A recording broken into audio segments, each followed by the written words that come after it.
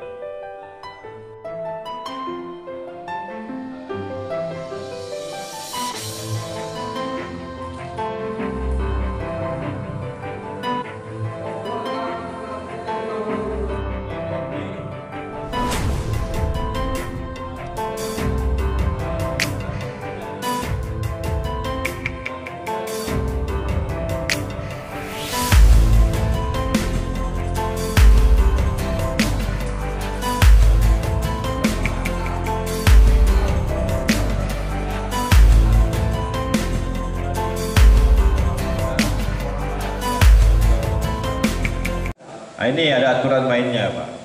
Dan ini kalau penyalahgunaan kewenangan keuangan, inspektorat yang akan periksa. Saya minta kepala desa, TPK, BPD serahkan dokumen SPJ-nya kepada inspektorat. Jangan dikira inspektorat tidak kerja. Inspektorat 2 bulan lalu sudah saya perintah turun, Pak. Sebelum ini tidak ada riuh-riuh Bapak. Jangan Bapak kira saya Mosi tidak percaya di sini Bupati tidak berbuat. Saya sudah berbuat, Pak. Menurunkan camat, kepala dinas PMD ini ada masalah dan dilakukan klinik desa di Kades oleh Pak PMD, betul? Ada klinik desa, Pak, pembinaan klinik desa itu, Pak. Kita tuh tidak boleh membinasakan, membina. Nah ini, karena semuanya kita bekerja melalui aturan, regulasi. Ada Undang-Undang Nomor 6 tentang Desa 2014 dan ada Permendagri-nya. Ya, Permendagri 89, habis itu ada Perpubnya. Ini yang harus kita ikuti, Pak. Dan saya kenapa undang kepala desa semua? Kepala desa jangan wenang-wenang. Mengganti perangkat desa kalau dia sendirinya mengajukan untuk diberhentikan. Betul? Pertama juga itu. Kedua, ya pendidikan. Ketiga, batas usia, Pak. Ya, tadi sudah jelaskan semua, ada terang benar itu tata cara pemberhentian. Ini kepala desa dilantik, Pak, dibimtekkan di Merkur, atau otaknya masuk ke enggak?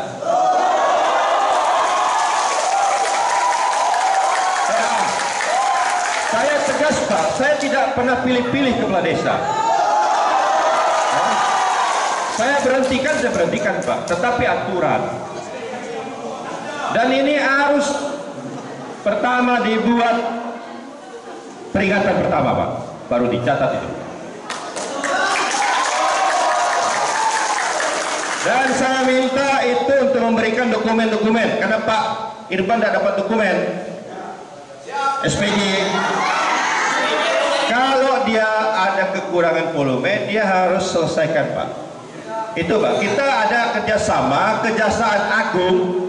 Ini bukan level saya ya, tapi turun ke bawah. Kejaksaan Agung, kepolisian, ya Kapolri, termasuk dengan Mendagri, artinya inspektorat, dengan Pemdes. Kita ada kerjasama, Pak. Turun sampai gubernur, turun sampai bupati. Kita tidak boleh membinasakan, tetapi kita pembinaan. Kalau dia ternyata ada berbuat penyalahgunaan wewenang keuangan, dia harus mengembalikan. Tetapi kalau dia tidak keras mengembalikan, kita beri peringatan tidak ini, kita lemparkan ke APH.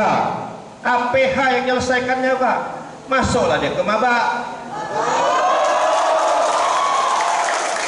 Ini saya peringatkan kepada para kepala desa se-Kabupaten Bengkayang, bukan Sukadamai aja. Sudah ada buktinya yang sudah masuk ke ranah hukum, karena kita sudah pembinaan yang tidak mau. Tetapi banyak yang saya bina, dia mau, dia kembalikan, Pak. Dengan apapun caranya dia harus kembalikan, karena itu uang negara. Nah ini yang harus diselesaikan. Ada volume kerja yang tidak selesai, nanti inspektorat kita berikan dan harus diselesaikan. Itu. Ini kita tidak main-main, Pak. Ya. Kepala desa itu sama dengan bupati, dipilih rakyat.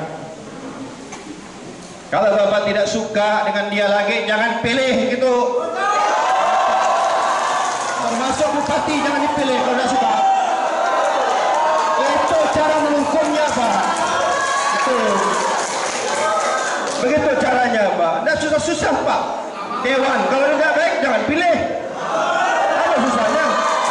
Kecuali camat dipilih bupati. Iya, kalau tidak bagus pun aku ganti. Gitu, Pak. Tidak susah-susah, Pak, orang ini. Tetapi sekali lagi saya titik beratkan sesuai aturan. Tidak boleh kita melanggar regulasi, prosedur, Pak. Kita akan dituntut orang juga. Nah, ini yang harus saya sampaikan kepada Bapak Ibu. Ini kan dibilang bupati tidak bekerja, mosi tidak ditanggapi. Itu sudah saya perintahkan semua, Pak. Walaupun tidak nyampe ke meja saya, mosi, tapi saya mendengar langsung dari media, dari apapun, cepat, Pak. Dari medsos, Facebook, cepat saya langsung perintahkan beliau, ini ada masalah nih, kerja. Itu kerja saya, Pak. Saya tidak mau ngomong. Dan jangan beranggapan si Tareng ini, Kades ini, adik Henry staf saya. Saya tidak berbuat. Masa saya mau diperintah Henry? Zaman lalu. Itu tidak ada, Pak. Saya tidak akan mau berbuat seperti itu, Pak. Itu yang mau kenal. Nah, betul, Pak. Pak Yosef, saya katakan, saya tidak bisa diperintah siapapun. Saya merintah orang. Adakah saya perintah inspektorat? Saya tidak berani, Pak, independensi dari inspektorat. Kepala FMD, klinik desa, tidak pernah saya mau perintah. Itu kerja saya, Pak. Dan saya tidak ada hubungan, apa untungnya saya? Tidak ada untungnya, Pak. Ini cara kerja Darwis pimpin Begayang, Pak. Jadi kalau ada yang bunyi-bunyi seperti itu, ini kan bunyinya kayak gitu, maka dianggap bupati tidak menanggapi mosi. Aku datang loh langsung ke kita sini. Bayangkan kata orang menjalin, datang ke sini. Itu, Pak. Nah, tadi penyegelan itu harus jangan, Pak, dilakukan itu. Kalau Bapak pecahkan kaca, salah, Pak. Itu undang-undang. Ini, Pak, ini saya ngasih masukan, bukan ke Bapak. Seluruh desa itu kena Undang-Undang Nomor 1 tentang tindak pidana umum, penjaranya 4 tahun. Masa gara-gara itu Bapak mau dipenjara? Kan tidak mau.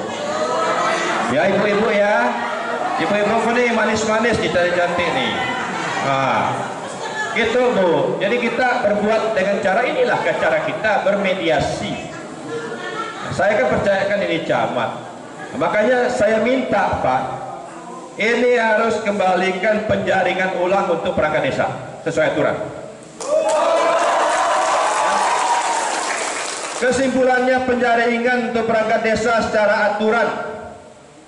Dan saya minta mohon dengan hormat saudaraku Kepala Kades Petrus Tareng, ya, anak Anda jangan, walaupun bisa untuk syarat nyalon sebagai perangkat desa, janganlah, suruh kuliah aja lah.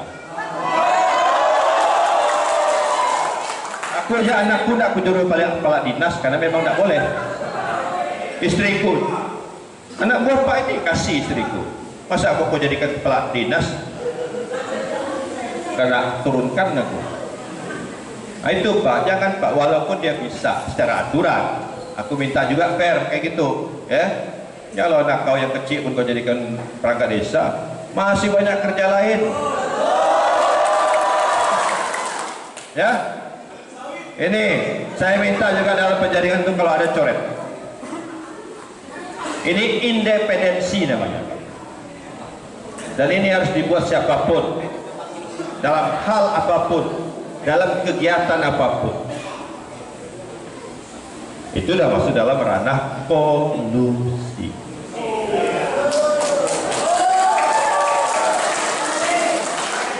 Juga tentu saya sampaikan lagi, ya tadi saya sampaikan yang kedua, inspektorat bertindak tegas.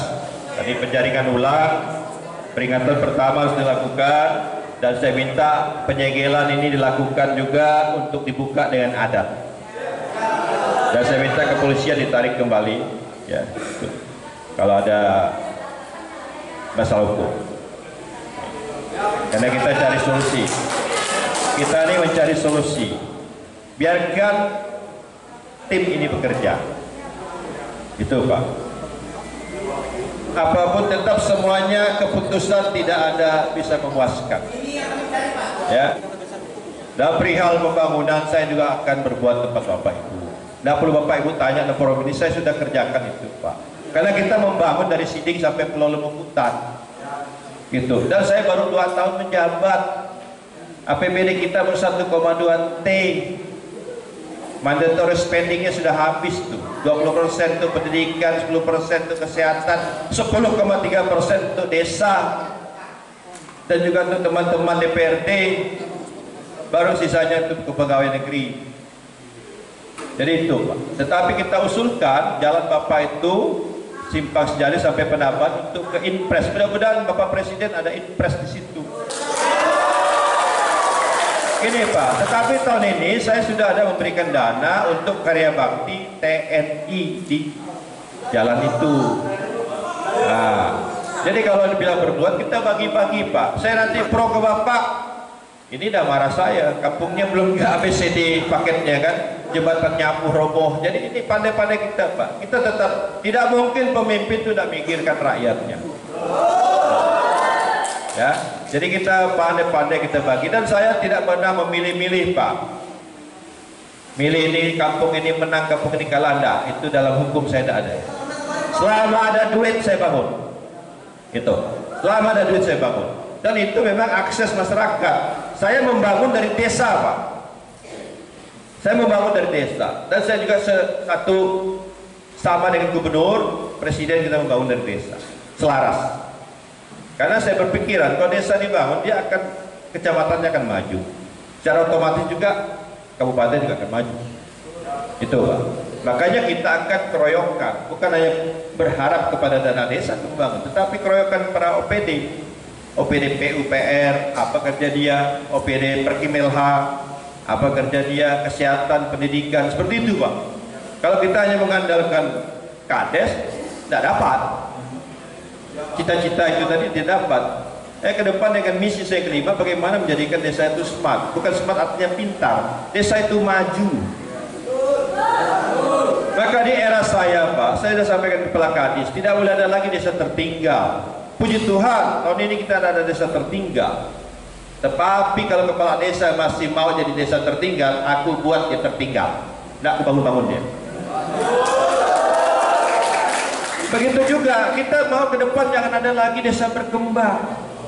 Tetapi pemerintah baik kabupaten, provinsi harus dorong untuk membangun dananya ke situ. Termasuk teman-teman DPRD kabupaten, DPRD provinsi maupun RI. Ini adalah cara, karena kekuatan keuangan kita perlu dibantu juga oleh pusat, perlu dibantu juga oleh provinsi. Harus ada supporting di situ. Dulu saya masuk ini hanya berapa puluh persen aja dia inspektur infrastruktur itu tidak mantap, alias rusak. 30-40% ya pakainya. Sekarang sudah 60%, target saya bisa 70%. Yang ke depan tidak ada lagi jalan yang tidak beraspal, itu target Pak. Kita harus punya target, walaupun target itu tidak tercapai, tetapi sudah ada landasannya. Ini yang tentunya harapan saya. Saya di RPJMD saya Pak, itu saya targetkan ada 17 desa mandiri. Puji Tuhan sekarang desa mandiri sudah 51. Artinya saya di luar ekspektasi, dan saya harus buktikan itu desa memang harus kita bangun. Jadi ini yang tentunya harapan-harapannya, memang semuanya harus kita diskusikan seperti ini. Saya apresiasi dengan Pak Yosef selaku Ketua Koordinator, memang pengawasannya kayak gini. Ya, bukan pengawasan kepala desa aja, pengawasan ke DPRD, ke pemerintah, ke saya selaku bupati dan wakil bupati. Dari situ Pak, lihat visi misinya apa yang belum terkejar, dorong, dan teguran itu jadi motor untuk kita bergerak, bukan motor kita untuk mundur, tetapi bergerak maju. Nah ini yang harus saya sampaikan kepada saudara-saudaraku masyarakat Sukadamai. Sekali lagi saya apresiasi, dan tentunya kami sudah kerjakan ini semua Pak Yosef, ya sudah kami kerjakan semua Pak. Saya akan mendengar obrolan Bapak dengan Pak Kurnadi, Pak Latif di media sosial. Saya tidak perlu Anda datang ke kantor bupati, mau demo bupati, tak perlu. Aku datang ke sini.